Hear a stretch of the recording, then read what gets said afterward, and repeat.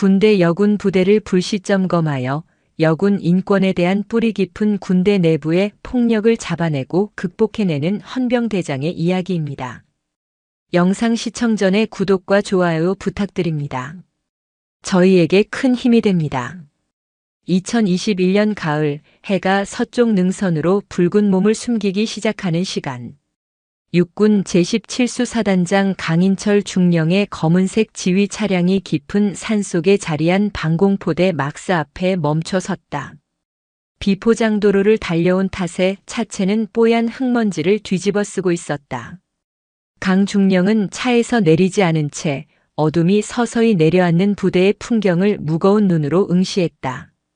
차창 밖으로 보이는 여군 생활관 건물은 유독 깊은 침묵에 잠겨 있었다. 마치 소리내는 법을 잊어버린 거대한 석상 같았다. 최근 몇 달 사이 이 부대 소속 여군들의 전역 지원율이 비정상적으로 급증하고 있다는 보고가 그의 책상 위에 놓여 있었다. 처음에는 단순한 직업 선호도 변화나 개인적인 사유로 치부했다. 하지만 단기 복무를 선택한 부사관들이 임관 6개월 혹은 1년도 채 되지 않아 군복을 벗겠다고 나서는 현상은 분명 이례적인 일이었다. 서류상으로는 개인 신상 혹은 가정 사유라는 단출한 2글자로 정리되어 있었지만 강 중령의 오랜 수사 경험은 그 이면에 보이지 않는 거대한 균열이 존재함을 경고하고 있었다. 그가 직접 이곳까지 온 이유였다. 단장님 들어가시겠습니까? 운전석에 앉은 박진우 대위가 백미러로 강 중령의 표정을 살피며 조심스럽게 물었다. 강인철은 짧게 고개를 끄덕이고는 차 문을 열었다. 그의 등장에 위병소 근무자는 화들짝 놀라며 굳은 자세로 경례를 붙였고 당직 사령은 다급한 연락을 받았는지 맨발에 전투화를 구겨 신은 채 헐레벌떡 달려나왔다. 충성! 단장님, 어인일로 예고도 없이. 됐습니다. 당직사관, 여군 생활관으로 안내해 주시죠. 불시 보안 점검입니다. 강인철의 목소리는 낮고 차분했지만 거부할 수 없는 무게가 실려 있었다. 당직사관의 얼굴에 당혹감이 스쳐 지나갔다. 여군 생활관은 부대 내에서도 가장 민감한 공간이었고 남성 지휘관의 불시 점검은 절차상으로도 이례적인 일이었다. 하지만 수사단장의 보안 점검이라는 명분 앞에 토를 달 수는 없었다. 생활관 입구에 다다르자 복도를 따라 흐르는 정적이 더욱 무겁게 느껴졌다. 소등까지는 아직 시간이 남았음에도 불구하고 생활관 내부는 마치 모두가 잠든 새벽처럼 고요했다. 강 중령은 당직사관에게 문 앞에서 대기하라고 지시한 뒤 직접 생활관 문을 두드렸다. 수사단장이다. 생활관 점검 나왔으니 안에 있는 인원들은 모두 중앙에 집합하도록. 잠시의 정적 후 안에서 부산한 움직임이 느껴졌다. 문이 열리고 긴장한 기색이 역력한 하사 한 명이 경례를 붙였다. 생활관 안으로 들어서자 갓 임관한 듯 앳된 얼굴의 하사 5-6명이 뻣뻣하게 굳은 채 일렬로 서 있었다. 강인철의 시선이 그들의 얼굴 하나하나를 천천히 훑었다. 모두가 약속이라도 한 듯 시선을 바닥에 고정한 채 미동도 하지 않았다. 하지만 그들의 불안하게 떨리는 눈동자, 굳게 담은 입술은 침묵 속에서 더 많은 이야기를 하고 있었다. 다들 편히 서도록. 훈련은 힘들지 않나? 형식적인 질문이었지만 아무도 선뜻 대답하지 못했다. 그저 침묵만이 어색하게 공간을 채울 뿐이었다. 강 중령은 다시 한번 그들의 얼굴을 살폈다. 그때 그의 날카로운 시선이 줄의 가장 끝에 서 있던 한 하사의 손목에서 멈췄다. 이지은 하사였다. 전투복 소매 밖으로 아주 희미하게 그러나 분명하게 드러난 보랏빛 멍자국. 마치 누군가에게 강하게 붙잡혔다가 놓친 흔적처럼 보였다. 강인철은 천천히 이 하사에게 다가갔다. 그의 움직임에 생활관 전체의 공기가 얼어붙는 듯 했다. 그는 이 하사의 바로 앞에 섰다. 다른 하사들의 시선이 공포와 불안으로 뒤엉켜 바닥에 더욱 깊숙이 박혔다. 손목은 어쩌다 다친 건가? 훈련 중에 부상이라도 입었나? 강중령의 목소리는 여전히 나직했다. 하지만 그 질문은 고요한 수면 위로 던져진 돌멩이처럼 거대한 파문을 일으켰다. 이지은 하사는 화들짝 놀라며 자신도 모르게 손목을 전투복 소매 안으로 깊숙이 숨겼다. 그녀의 어깨가 파르르 떨렸다. 아닙니다. 그냥 혼자 넘어져서 생긴 상처입니다. 목소리는 기어들어갈 듯 작았고 거짓말을 하고 있다는 사실이 너무나 명백하게 드러났다. 넘어져서 생긴 상처라고 하기에는 그 형태가 너무나 인위적이었다. 강인철은 그녀의 눈을 똑바로 응시했다. 흔들리는 동공 안에서 그는 깊은 공포와 체념, 그리고 아주 희미한 구원의 요청을 동시에 읽었다. 그는 이 하사의 대답을 더 이상 듣지 않았다. 대신 생활관 중앙으로 다시 걸어 나와 굳어있는 모든 하사들을 향해 몸을 돌렸다. 그의 눈빛은 이전보다 한층 더 깊고 단호해져 있었다. 그는 이 침묵의 벽을 어떻게 깨야 할지, 이 보이지 않는 폭력의 고리를 어디서부터 끊어내야 할지 결심을 굳힌 듯 했다. 다시 묻겠다. 강인철의 목소리가 생활관 전체를 서늘하게 울렸다. 그의 시선은 이지은 하사의 손목이 아닌 그곳에 모인 모두의 얼굴을 향해 있었다. 이지은 하사의 손목에 있는 그 상처, 누구 손에 의해 생긴 겁니까? 그의 질문은 단순한 물음이 아니었다.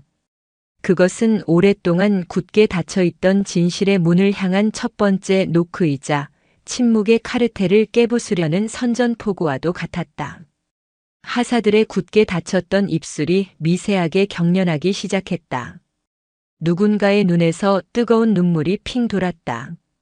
균열은 그렇게 해질녘의 고요한 생활관에서 시작되고 있었다. 강인철 중령의 질문이 남긴 여운은 무거웠다. 그 무게는 생활관의 공기를 짓눌러 숨 쉬는 것조차 어렵게 만들었다. 하사들은 여전히 석상처럼 굳어 있었다. 시선은 바닥에 고정한 채 서로의 존재를 애써 외면했다. 침묵은 때로 가장 강력한 동맹이자 가장 잔혹한 감옥이 되기도 한다.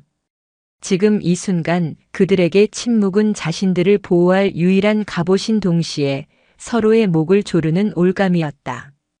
강중령은 그들을 재촉하지 않았다.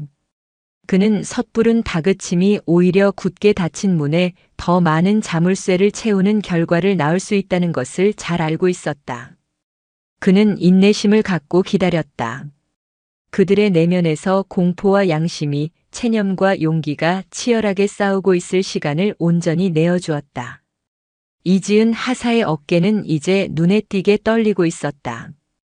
그녀는 자신의 손목에 새겨진 보랏빛 상처가 마치 살아있는 낙인처럼 느껴졌다. 그 상처는 단지 피부 위에 남은 흔적이 아니었다. 그것은 굴욕과 공포, 무력감의 결정체였다. 말하면 안 돼. 말하는 순간 모든 게 끝이야. 머릿속에서 누군가의 목소리가 날카롭게 울렸다. 백서와 중위의 서늘한 눈빛이 떠올랐다. 그녀는 언제나 웃는 얼굴을 하고 있었지만 그 웃음 뒤에는 얼음장 같은 냉기가 흘렀다. 우리는 가족이야. 가족끼리는 서로를 지켜주는 법이지. 그렇지 않니? 그녀가 말하는 가족이라는 단어는 따스함이 아닌 벗어날 수 없는 족쇄의 다른 이름이었다. 그 족쇄는 군기 확립이라는 명분 아래 채워졌다. 군기라는 이름으로 자행된 폭력은 교묘하고 집요했다. 처음에는 얼차려였다. 완전 군장을 하고 연병장을 몇 시간씩 도는 것과 같은 군대라면 있을 법한 일들이었다. 하지만 시간이 흐를수록 그 강도는 비정상적으로 높아졌다. 한밤중에 생활관에 모아놓고 서로의 뺨을 때리게 하거나 차가운 물을 머리 위로 쏟아붓는 일들이 정신력을 강화한다는 명목 아래 벌어졌다. 그 중심에는 항상 소대장인 백서와 중위가 있었다. 그녀는 직접 손을 대는 법이 거의 없었다. 그저 서늘한 눈빛으로 지켜보며 하사들끼리 서로를 통제하고 상처 입히도록 만들었다. 그 과정에서 가장 앞장섰던 몇몇은 백중위의 총애를 받았고 저항하거나 힘들어하는 이들은 집단의 적으로 낙인 찍혔다. 이지은 하사의 손목에 남은 상처도 그런 과정에서 생긴 것이었다. 며칠 전 사소한 실수를 트집 잡아 백중위는 이 하사를 모두가 보는 앞에서 질책했다. 그리고는 한 선임 하사에게 눈짓을 보냈다. 지은이가 정신을 못 차리는 것 같은데 선임으로서 좀 이끌어줘야지. 그 말이 떨어지기 무섭게 선임 하사는 이 하사의 팔을 거칠게 붙잡아 생활관 뒤편으로 끌고 갔다. 저항하려 했지만 억센 힘에 손목이 부서질 듯 아팠다. 그날 밤 그녀는 혼자 화장실에서 소리 죽여 울었다. 하지만 누구에게도 말할 수 없었다. 고립될 것이 두려웠고 더 심한 보복이 가해질 것이 뻔했다. 생각이 거기까지 미치자 이지은 하사의 눈에서 기어이 눈물 한 방울이 툭 하고 바닥으로 떨어졌다. 그 작은 소리가 마치 신호탄이라도 된 듯 옆에 서 있던 김민지 하사가 흐느끼기 시작했다. 처음에는 아주 작은 끄끄거림이었지만 한 번 터져나온 울음은 걷잡을 수 없이 커졌다. 김 하사의 울음은 다른 하사들에게도 전염되었다. 억눌려왔던 서름과 공포, 분노가 마침내 침묵의 댐을 무너뜨리고 눈물로 터져나왔다. 생활관은 순식간에 하사들의 서러운 울음소리로 가득 찼다. 강인철 중령은 말없이 그 모습을 지켜보았다. 이것이 바로 그가 기다리던 순간이었다. 굳게 얼어붙었던 강물에 생긴 첫 균열. 그는 천천히 하사들에게 다가가 가장 가까이에 있는 하사의 어깨를 가볍게 두드려 주었다. 괜찮다. 이제 괜찮아. 그의 목소리에는 꾸짖음이나 추궁이 아닌 따뜻한 위로가 담겨 있었다. 지금부터 내가 하는 말은 명령이 아니다. 강요는 더더욱 아니고 이것은 오직 여러분 자신을 위한 선택의 기회다. 강중령은 울고 있는 하사들을 둘러보며 말을 이었다. 여러분은 대한민국 군인이다. 국가를 지키기 위해 군복을 입은 명예로운 존재들이지 누군가의 감정 쓰레기통이 되기 위해 이곳에 온 것이 아니다. 여러분의 몸과 마음에 상처를 낼 권리는 이 세상 그 누구에게도 없다. 만약 부당한 일을 겪었다면 이제는 말해야 한다. 그 침묵을 깨는 용기, 그 첫걸음을 내딛는 사람을 내가, 이 부대가, 대한민국 육군이 반드시 지켜줄 것이다. 그의 진심 어린 말에 하사들의 울음소리가 조금씩 잦아들었다. 그들은 서로의 눈치를 보며 망설였다. 그때 가장 먼저 울음을 터뜨렸던 김민지 하사가 용기를 냈다. 뺨을 맞았습니다. 서로의 뺨을 때려야 했습니다. 작지만 분명한 목소리였다. 그 한마디는 다른 하사들의 닫힌 입을 여는 열쇠가 되었다. 한겨울에 찬물 세례를 받기도 했습니다. 감기라도 걸리면 정신력이 약하다는 증거라고 했습니다. 잠을 재우지 않고 밤새 반성문을 쓰게 했습니다. 가족과 통화하는 내용까지 전부 보고해야 했습니다. 터져나온 증언들은 충격적이었다. 군기 확립이라는 명분 아래 얼마나 비인간적인 폭력이 자행되었는지 그들의 증언은 하나하나가 살아있는 증거였다. 강인철 중령은 박진우 대위에게 조용히 눈짓을 보냈다. 박 대위는 고개를 끄덕이며 모든 내용을 수첩에 빠짐없이 기록하기 시작했다. 증언이 이어지는 동안 생활관의 분위기는 이전과 완전히 달라져 있었다. 공포와 침묵이 지배하던 공간은 이제 진실의 무게와 슬픔, 그리고 희미한 연대의 감정으로 채워지고 있었다. 강인철 중령은 이제 퍼즐의 가장 중요한 조각을 맞춰야 할 때임을 직감했다. 이 모든 일을 지시하거나 방관한 책임자는 누굽니까? 모든 하사들의 시선이 한 곳으로 모였다. 그들의 입에서 나온 이름은 단 하나였다. 백서아 중위님입니다. 백서아 중위. 하사들의 소대장이자 이 비극을 설계하고 연출한 장본인의 이름이 마침내 수면 위로 떠오른 순간이었다. 강인철 중령의 눈빛이 서늘하게 빛났다. 그는 즉시 당직 사관에게 명령했다. 지금 즉시 백서와 중위를 이곳 생활관으로 소집하도록. 백서와 중위를 기다리는 시간은 길게 느껴졌다. 생활관의 공기는 이제 폭풍 전야의 고요함을 닮아 있었다. 울음을 그친 하사들은 여전히 불안한 기색이었지만 서로의 존재를 확인하며 조용히 용기를 얻고 있었다. 혼자가 아니라는 사실만으로도 그들은 조금 더 강해질 수 있었다.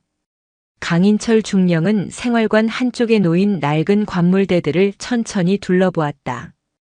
그의 시선은 단순한 순찰이 아닌 숨겨진 증거를 찾는 수사관의 날카로움을 띠고 있었다. 얼마 지나지 않아 생활관 문이 열리고 백서와 중위가 모습을 드러냈다. 단정하게 각 잡힌 전투복, 흐트러짐 없는 자세, 그리고 평온해 보이기까지 하는 표정. 그녀는 강인철 중령에게 빈틈없는 경례를 붙였다. 충성. 중위 백서와 부르셨습니까? 그래, 백중위. 이리 와서 앉지. 강 중령은 생활관 중앙에 있는 의자를 가리켰다. 백서와 중위는 하사들을 한번 쓱 훑어보았지만 그녀의 표정에는 어떤 동요도 읽을 수 없었다. 마치 아무것도 모른다는 듯 혹은 아무렇지 않다는 듯 태연한 태도였다. 그녀는 강 중령의 맞은편에 꼬치하게 앉았다. 소대원들의 표정이 좋지 않은데 무슨 일이라도 있었나? 강 중령이 먼저 입을 열었다. 백서와 중위는 희미한 미소를 지으며 대답했다. 최근 신임 하사들의 군 생활 적응 문제로 제가 조금 엄하게 지도했습니다. 아마 그것 때문에 긴장한 모양입니다. 단장님께서 직접 행차하시니 더 그런 것 같습니다. 그녀는 모든 상황을 군기 지도와 과도한 긴장 탓으로 돌리려 했다. 자신의 행동에 한치의 문제도 없다는 듯한 당당한 태도였다. 강 중령은 그녀의 얼굴을 잠시 응시했다. 저 평온한 가면 뒤에 숨겨진 추악한 민낯을 그는 이미 꿰뚫어 보고 있었다. 엄한 지도라. 공식적인 기록에 따르면 백중위 소대에서만 최근 석 달간 5명의 하사가 전역 지원서를 제출했더군. 이게 백중위가 말하는 엄한 지도의 성과인가?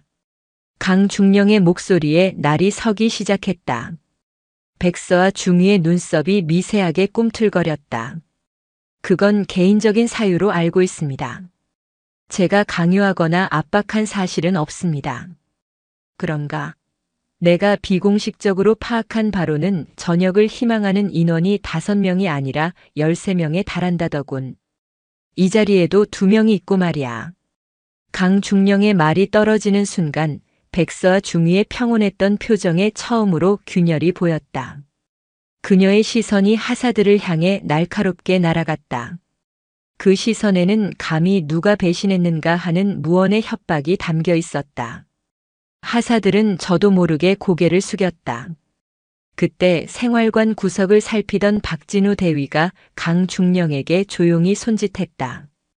강 중령은 백중위에게 잠시 기다리라는 눈짓을 보내고 박 대위에게 다가갔다. 박 대위가 가리킨 곳은 가장 구석에 놓인 낡은 관물대 위, 먼지가 뽀얗게 쌓인 낡은 방탄모였다. 겉보기에는 평범한 구형 방탄모였지만 박 대위는 그 안에서 무언가를 발견한 듯 했다. 강 중령이 방탄모를 집어들자 예상보다 묵직했다. 그는 방탄모를 뒤집어 안을 들여다보았다. 그리고 그 안에 교묘하게 숨겨져 있던 것들을 발견했다. 링거 주사에 사용되는 바늘 여러 개, 소독용 알코올 솜 뭉치, 그리고 압박붕대. 공식적인 의무실 기록을 남기지 않고 상처를 자가 치료하려 했던 처절한 흔적이었다. 판도라의 상자가 열린 것이다. 강 중령은 방탄모를 들고 다시 백서와 중위 앞으로 돌아왔다. 그리고 그 내용물을 그녀 앞에 테이블에 쏟아부었다. 짤랑 하는 소리와 함께 바늘과 손뭉치가 굴러다녔다. 이건 뭔가 백중위. 생활관에서 야전 병원이라도 차릴 생각이었나? 백서와 중위의 얼굴이 새하얗게 질렸다. 그녀의 입술이 파르르 떨렸지만 아무 말도 하지 못했다. 변명조차 할 수 없는 명백한 증거였다. 강중령은 가장 먼저 손목에 상처를 들켰던 이지은 하사를 돌아보았다. 이지은 하사, 이 물건들에 대해 설명해 줄 수 있겠나? 이지은 하사는 한참을 망설였다. 백서와 중위의 살기 어린 시선이 등 뒤에 박히는 것 같았다. 하지만 그녀는 옆에 앉은 김민지 하사의 손을 몰래 잡았다. 따뜻한 온기가 전해져 왔다. 그녀는 눈을 질끈 감았다가 뜨고는 마침내 결심한 듯 입을 열었다. 다쳤을 때 의무실에 가면 기록이 남기 때문에 가지 못했습니다. 백중희님께서 몸이 약한 건 정신력이 약한 증거라고 인사고과에 반영하겠다고 하셨습니다. 그래서 아픈 사람들끼리 몰래 치료해 주려고 숨겨둔 겁니다. 그녀의 증언은 결정타였다. 보복이 두려워 아파도 아프다고 말하지 못하고 숨어서 상처를 치료해야만 했던 하사들의 고통이 눈앞에 생생하게 펼쳐지는 순간이었다. 조직적인 폭력과 가혹행위, 그리고 은폐 시도까지 모든 정황이 명확해졌다. 강인철 중령은 자리에서 일어났다. 그의 눈은 이제 한치의 동정도 없이 차갑게 빛나고 있었다. 그는 백서와 중위를 내려다보며 선언했다. 백서와 중위, 지금 이 시간부로 당신을 폭행 및 가혹행위, 직권남용 혐의의 현행범으로 간주하고 정식 조사에 착수하겠다.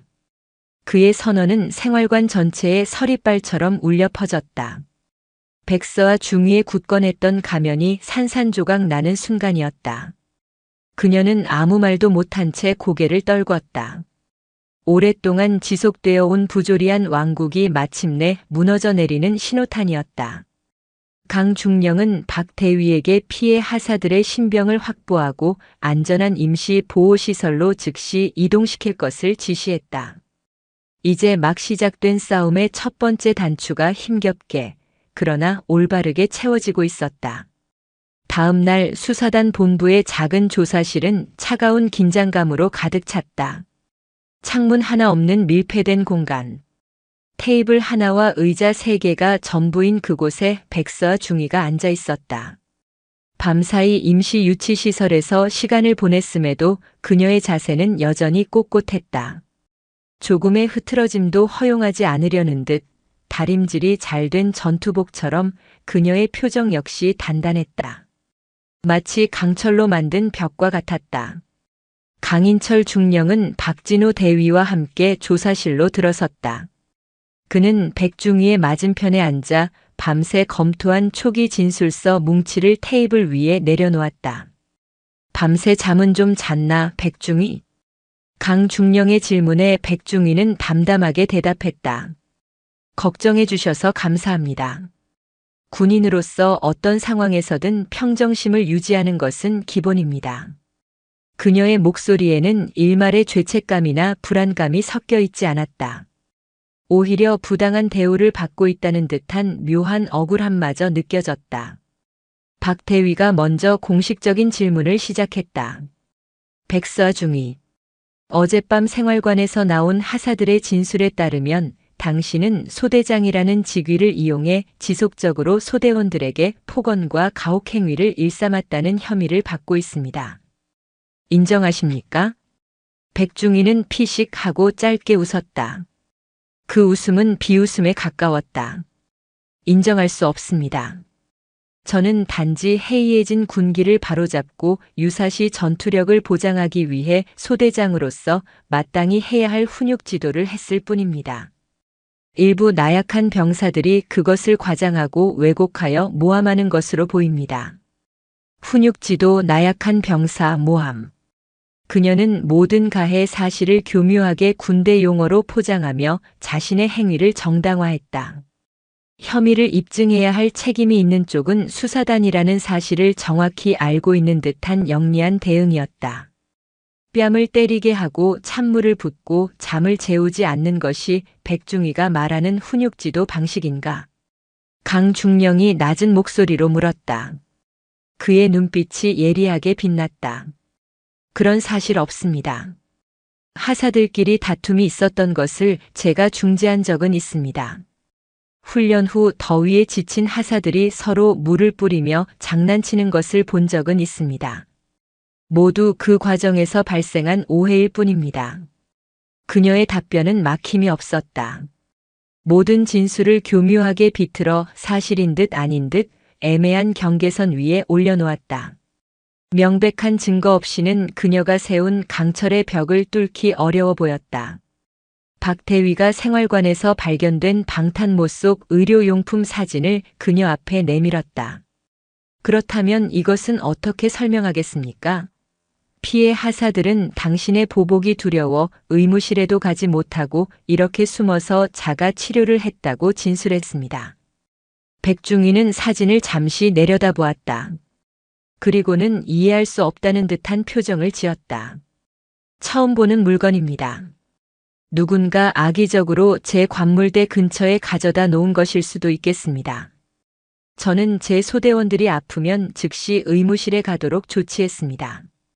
관련 기록을 확인해 보셔도 좋습니다. 그녀는 오히려 당당했다.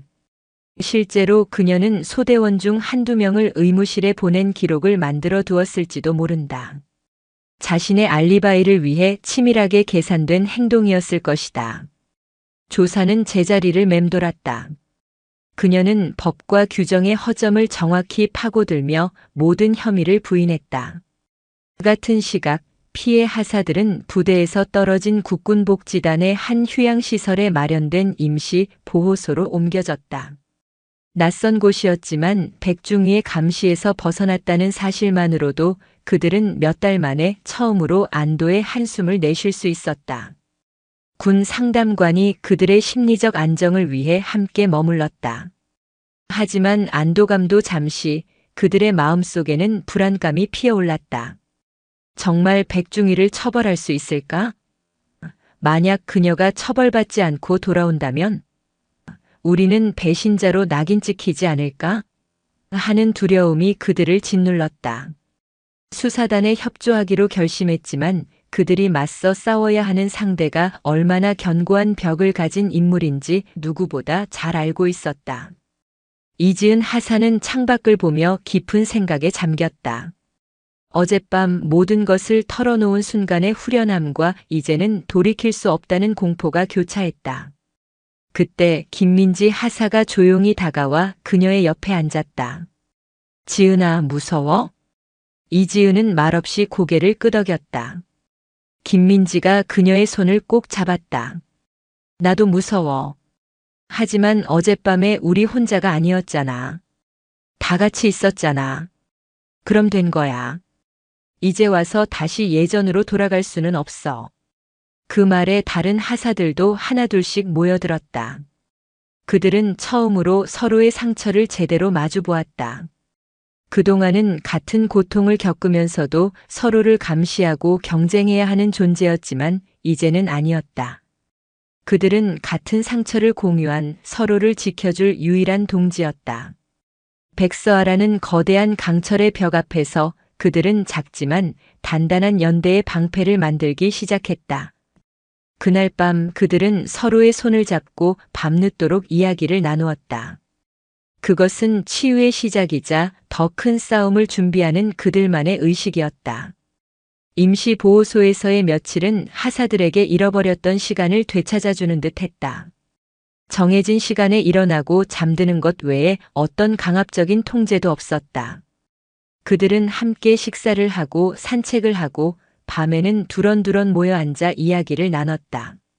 그 과정에서 그동안 차마 꺼내지 못했던 보이지 않는 상처들이 하나씩 모습을 드러냈다. 백서와 중위의 폭력은 단순히 신체적인 고통에만 머무르지 않았다. 그녀는 하사들의 정신을 교묘하게 파고들어 스스로를 무가치한 존재로 여기게 만들었다. 너희 같은 애들을 받아준 군대에 감사해라. 사회에 나가봤자 너희를 받아줄 곳은 아무데도 없다. 와 같은 말들을 반복적으로 주입했다. 또한 하사들 사이에 불신과 경쟁을 조장했다. 특정 하사를 칭찬하며 다른 하사들을 압박했고 서로의 잘못을 보고하게 만들어 연대감을 철저히 파괴했다. 한 번은 제가 실수를 했는데 백중희 님이 제 동기인 민지를 모두 앞에서 칭찬했어요. 김민지 하사 반만이라도 따라가 바라고요. 그러고는 뒤에서 민지에게 저를 감시하고 보고하라고 시켰어요. 나중에 그 사실을 알고 정말 배신감이 컸어요. 하지만 민지를 원망할 수는 없었어요. 민지도 어쩔 수 없었을 테니까요. 한 하사의 고백에 김민지 하사는 고개를 숙인 채 눈물을 흘렸다. 백중희는 이처럼 그들을 가해자인 동시에 피해자로 만들며 자신만의 왕국을 견고하게 유지해왔다. 그들은 비로소 서로가 서로에게 얼마나 큰 상처를 주었는지, 그리고 그 모든 것이 백중희의 교묘한 심리적 조종 때문이었음을 깨닫게 되었다. 그들은 서로에게 사과하고 서로를 위로하며 부서졌던 신뢰를 다시 쌓아 올리기 시작했다. 이러한 심리적 회복 과정은 수사에도 중요한 영향을 미쳤다. 처음에는 단편적인 폭행 사실만을 진술했던 하사들은 이제 백중희의 가스라이팅과 정신적 학대에 대해서도 구체적으로 진술하기 시작했다. 박진우 대위와 여군 수사관들은 주기적으로 보호소를 방문해 그들의 이야기를 경청하고 기록했다. 진술서는 점점 두꺼워졌고 사건의 실체는 더욱 끔찍하고 거대해졌다. 하지만 강인철 중령의 고민은 깊어지고 있었다. 하사들의 진술은 구체적이고 일관성이 있었지만 백중희의 혐의를 입증할 결정적인 물증이 부족했다. 백중희는 여전히 모든 혐의를 부인하며 증거를 요구했다.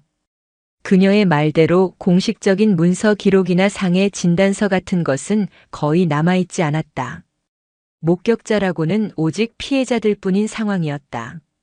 이대로 법정으로 간다면 가해자의 훈육 주장과 피해자들의 폭력 주장 사이에서 치열한 진실 공방이 벌어질 것이고 최악의 경우 증거 불충분으로 백중희가 빠져나갈 수도 있었다. 단장님, 이대로는 어렵겠습니다. 백서 중위는 보통 내기가 아닙니다. 자신의 범행을 입증할 만한 흔적을 거의 남기지 않았습니다. 회의실에서 박 대위가 답답하다는 듯 말했다. 강 중령은 굳은 얼굴로 수사 자료를 넘기고 있었다. 흔적을 남기지 않은 게 아니야. 우리가 아직 찾지 못한 거겠지.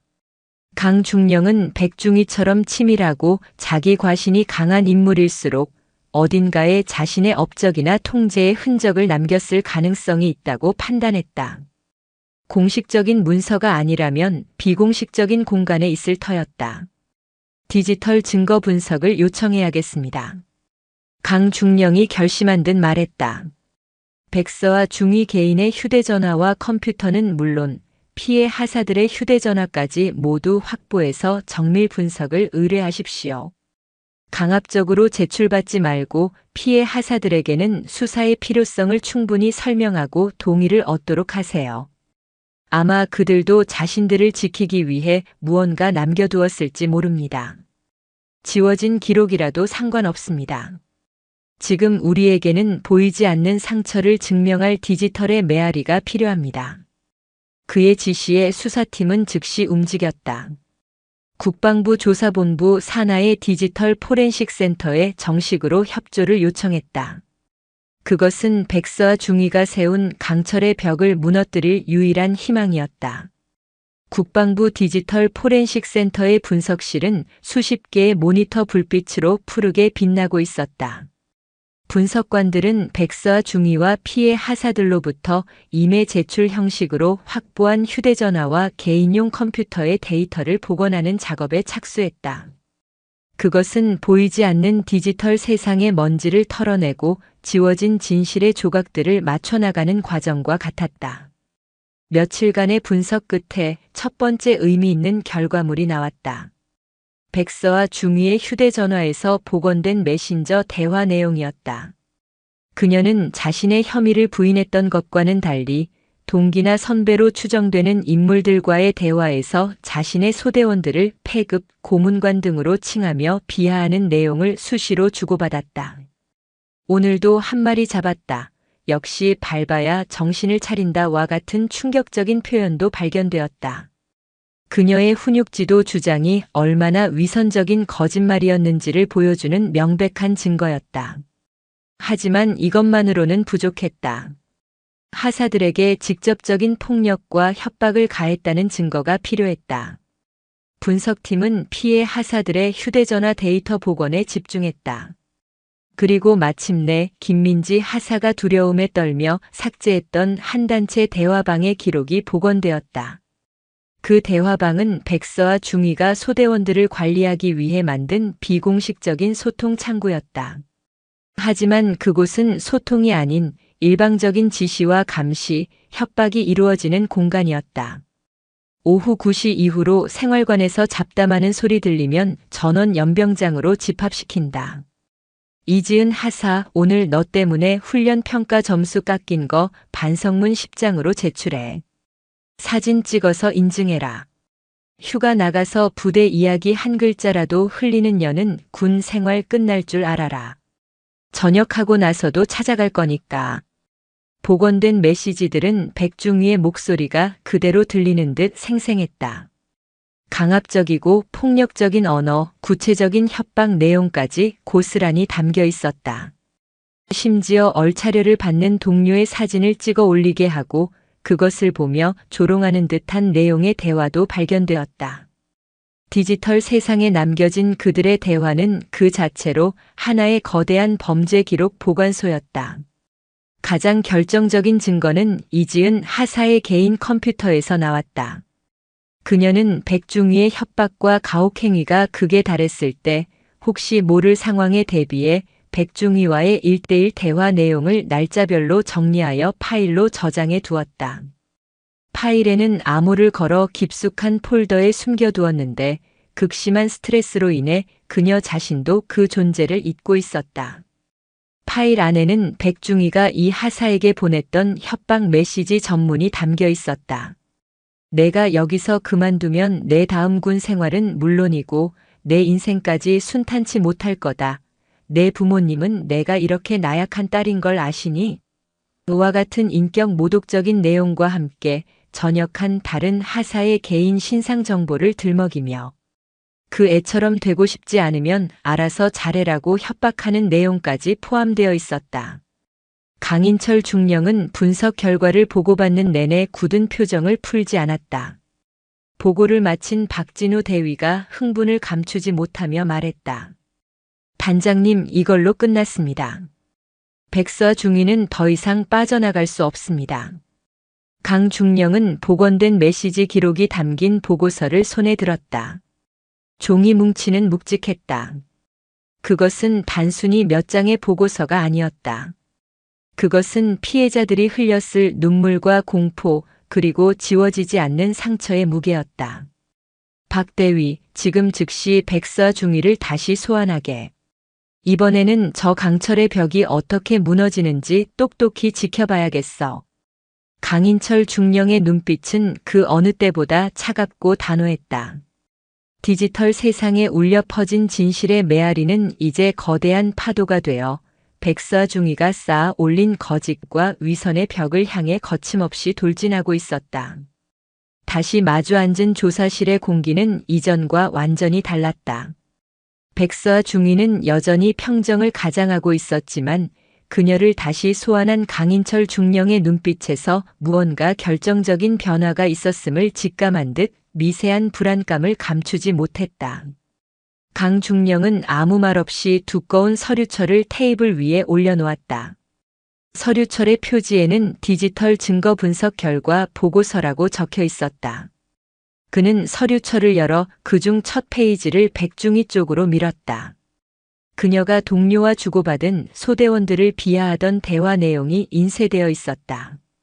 백중위, 나약한 병사들을 위한 훈육 지도라고 했던가. 동료들에게 소대원들을 패급 고문관이라 칭하며 밟아야 정신을 차린다고 말하는 것도 훈육의 일환인가. 백중위의 얼굴이 순간 굳었다. 하지만 그녀는 곧 평정을 되찾으려 애쓰며 말했다. 군인들끼리 스트레스를 풀기 위해 거친 말을 주고받는 경우는 흔합니다. 이것만으로 제 지휘 의도를 왜곡할 수는 없습니다. 그런가? 강중령은 다음 장을 넘겼다. 이번에는 그녀가 하사들의 단체 대화방에 올렸던 협박성 지시들이었다. 전원 연병장 집합, 반성문 인증, 찾아가겠다는 섬뜩한 문구들이 그녀의 눈을 찔렀다. 이것도 오해인가?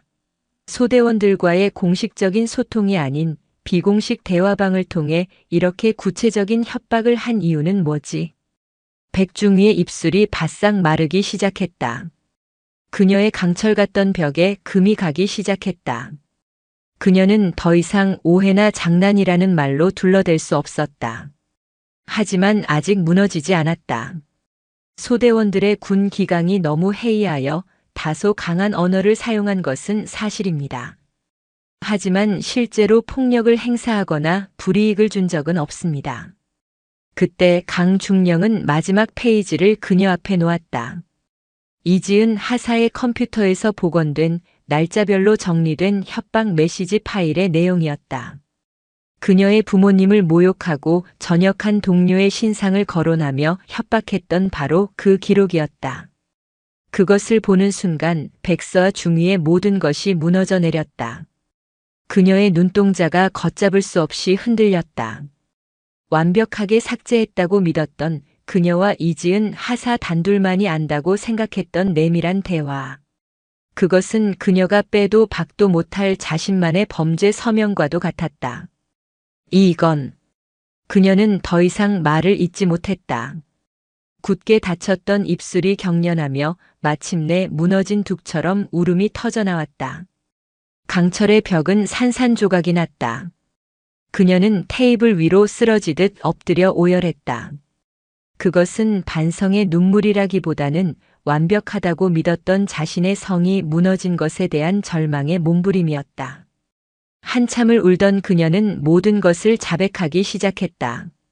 자신의 실적과 진급을 위해 소대를 완벽하게 통제해야 한다는 강박에 시달렸다고 했다.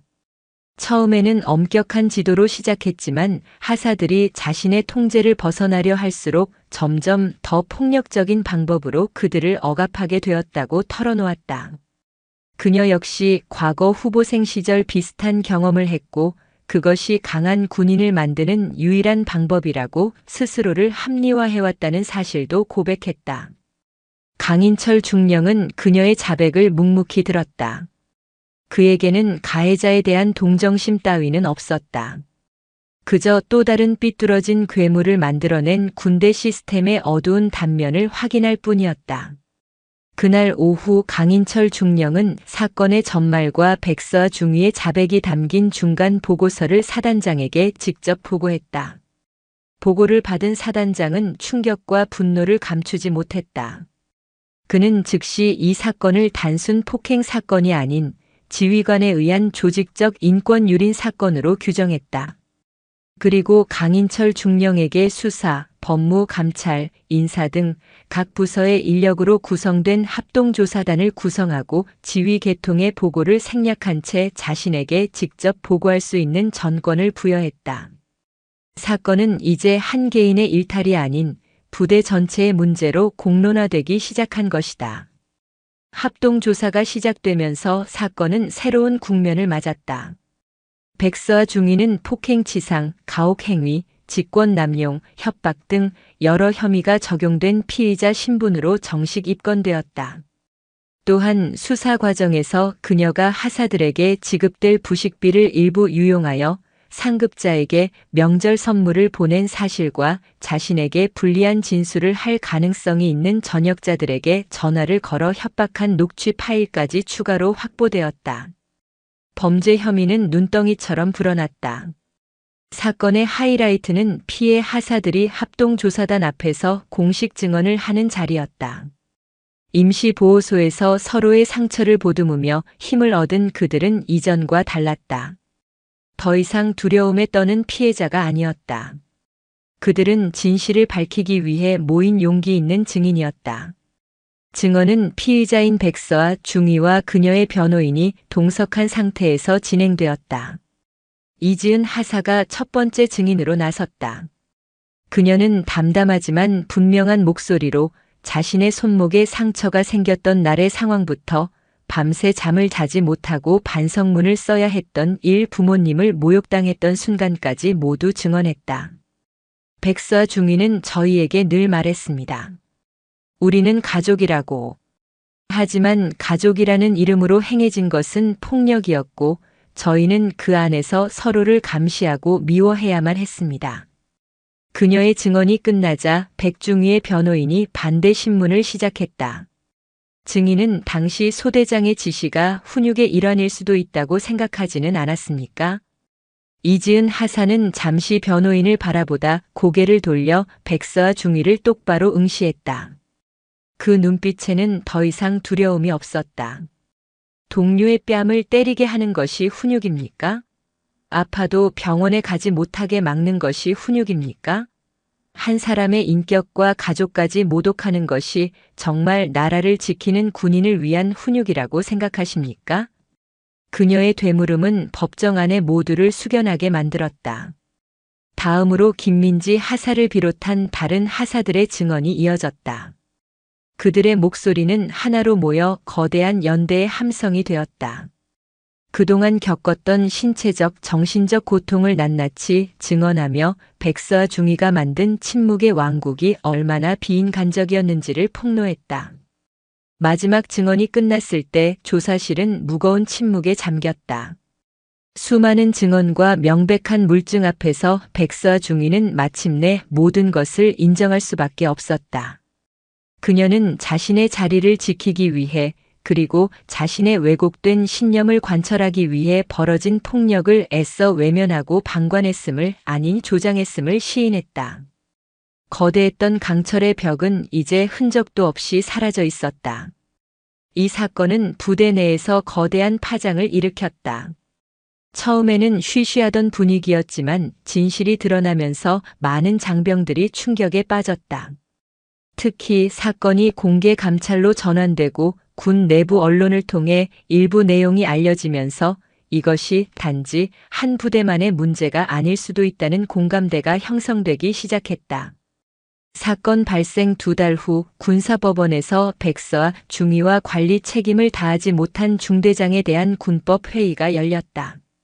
법정은 사건의 중대성을 감안한 듯 방청석까지 긴장감으로 가득 차 있었다. 피고인석에 앉은 백서와 중위는 수척해진 모습이었지만 여전히 자신의 행위가 훈육이었다는 주장을 굽히지 않았다. 존경하는 재판장님, 저는 단 한 번도 악의를 가지고 소대원들을 대한 적이 없습니다. 다소 과한 방식이었을지는 모르나 모든 것은 정예 장병을 육성하고자 하는 충심에서 비롯된 것이었습니다. 그녀의 변호인은 그녀의 주장을 뒷받침하며 정상 참작을 호소했다. 하지만 군 검사는 합동조사단이 확보한 산더미 같은 증거들을 차례로 제시했다. 복원된 디지털 메시지, 협박 녹취 파일, 하사들의 상처 사진, 그리고 무엇보다 서로의 증언을 뒷받침하는 피해자들의 일관되고 구체적인 진술은 그녀의 주장을 공허한 메아리로 만들었다. 군 검사는 최종 변론에서 이렇게 말했다. 피고인은 군복이 부여한 신성한 지휘권을 자신의 사적인 왕국을 건설하고 유지하는 도구로 남용했습니다. 훈육이라는 이름 뒤에 숨어 자행된 이 폭력은 피해자들의 육체뿐 아니라 영혼까지 파괴했습니다. 이것은 단순한 군기 문란 사건이 아니라 군의 근간을 흔드는 심각한 인권 유린 범죄입니다. 다시는 군복 뒤에 숨어 이런 비극이 반복되지 않도록 재판부의 엄중한 판결을 요청하는 바입니다. 최종 선고일. 피해 하사들은 서로의 손을 꼭 잡고 법정에 출석했다. 재판장은 판결문을 천천히 읽어내려갔다. 피고인 백서아는 지휘관으로서 부하들을 보호하고 이끌어야 할 책무를 망각하고 오히려 자신의 지위를 이용해 장기간에 걸쳐 폭행과 가혹 행위를 일삼았다. 범행 수법이 매우 교묘하고 죄질이 극히 불량하며 피해자들이 겪은 정신적, 신체적 고통이 막대함에도 불구하고 진심으로 반성하는 모습을 보이지 않는 점 등을 고려하여 피고인 백서아에게 징역 2년 6개월과 벌금 500만 원을 선고한다.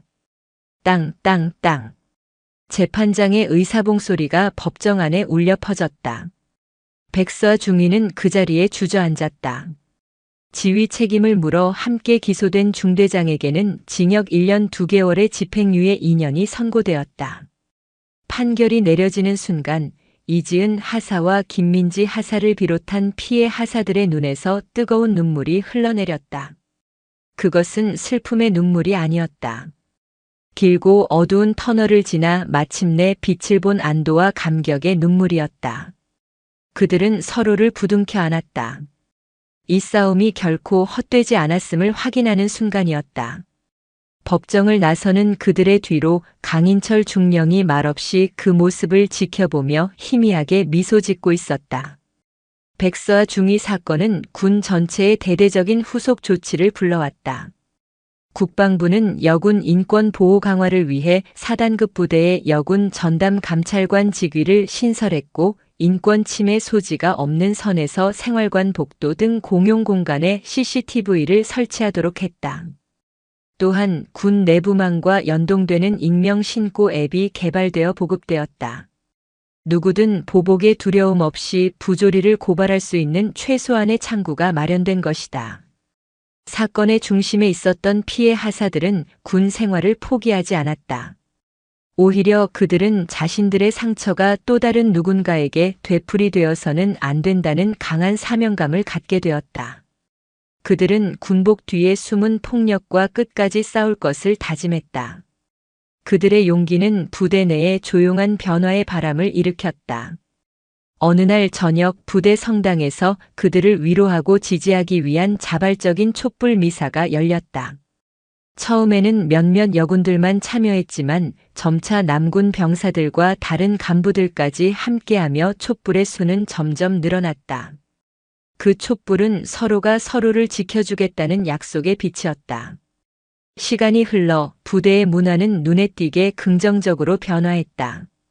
강압적인 통제 대신 소통과 자유를 중시하는 분위기가 자리 잡기 시작했다. 그리고 그 변화의 중심에 사건을 겪었던 하사들이 있었다. 군은 이 사건을 계기로 인권 리더십 교육센터를 설립했고 이지은 하사와 김민지 하사는 그곳에 정식 강사 과정을 이수했다. 그들은 전국의 부대를 돌며 자신들의 경험을 나누고 초급 간부들에게 진정한 리더십이 무엇인지 교육하는 길을 걷게 되었다.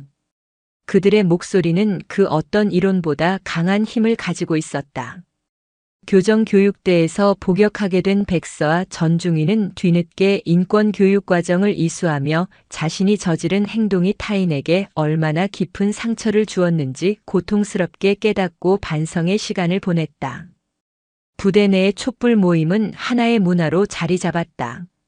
매주 금요일 저녁 병사들과 간부들은 계급과 성별을 떠나 함께 촛불을 들고 서로의 이야기를 나누며 연대감을 키워나갔다. 그곳에는 더 이상 가해자와 피해자가 없었다. 오직 서로를 존중하는 전우들만이 있을 뿐이었다. 강인철 중령은 이 모든 과정을 담은 재발 방지 종합 백서를 발간했다. 그는 백서의 마지막 장에 이렇게 썼다. 가장 어두운 곳에서 가장 밝은 빛이 시작될 수 있음을 보았다. 상처는 아물지 않을지 모르나 그 상처의 경험은 다른 이를 비추는 등불이 될 수 있다. 그는 이제 초급 간부 리더십 센터를 전국 모든 부대로 확대하는 것을 자신의 다음 목표로 설정하고 새로운 계획을 준비하고 있었다. 이야기는 다시 부대 생활관 뒤편의 작은 성당을 비춘다. 여전히 타오르고 있는 촛불들. 그 따뜻한 빛이 어둠을 밝히고 서로의 얼굴을 비추고 있었다.